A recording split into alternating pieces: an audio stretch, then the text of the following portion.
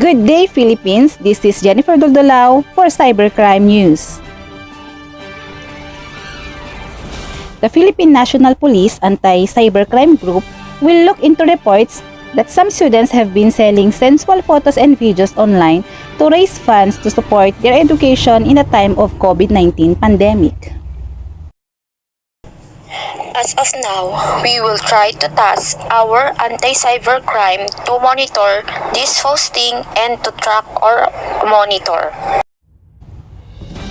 Sinas, however, explained that the police cannot just monitor social media accounts. Until just as time na may magrereklamo tungkol doon, then it becomes already a pero kung personally nilang pinopost yung is nasa kanila po yun. I think kung minus yan, hindi naman kasi kami nagmo-monitor ng mga accounts ng social media, hindi po namin pinapakilaman yan. Kung voluntary yan, I think it's the parents that should have first answer it. He said, the PNP will also coordinate with the Department of Social Welfare and Development or DSWD regarding the matter. What we will do, we will task our cybercrime to monitor this one and information the parents and maybe track and inform the professional intervention. The PNP chief made this assurance after Senator Sherwin Gatchalian, chair of the Senate Committee on Basic Education, called on law enforcement agencies to ramp up efforts in investigating reports of students allegedly selling obscene photos and videos to finance their studies. In making this call, Gatchalian cited a report from the Philippine Online Student Tambayan that revealed students use #AlterPH, #AlterPinay, and #AlterPhilippines on Twitter to sell their sensual photos and videos to help them purchase gadgets and pay for internet bills for online learning.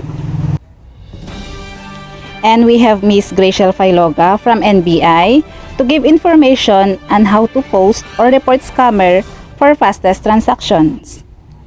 Ms. Graciel?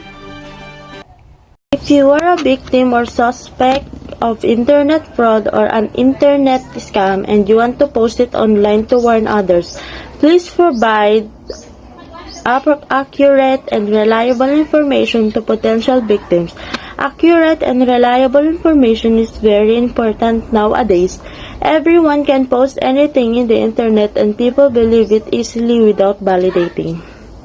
This format is the right way to post or report a scammer. Type of scam: online shopping scam, buy and sell scams, internet scheme or pyramid scheme, job and employment, etc. How were you contacted by the scammer? Internet, email, in person, text messaging, social networking, internet forums, Facebook buy and sell group. Date of your first conversation. What losses did you suffer? Financial, personal information, commercial information, and banking details. Thank you, Ms. Graciel.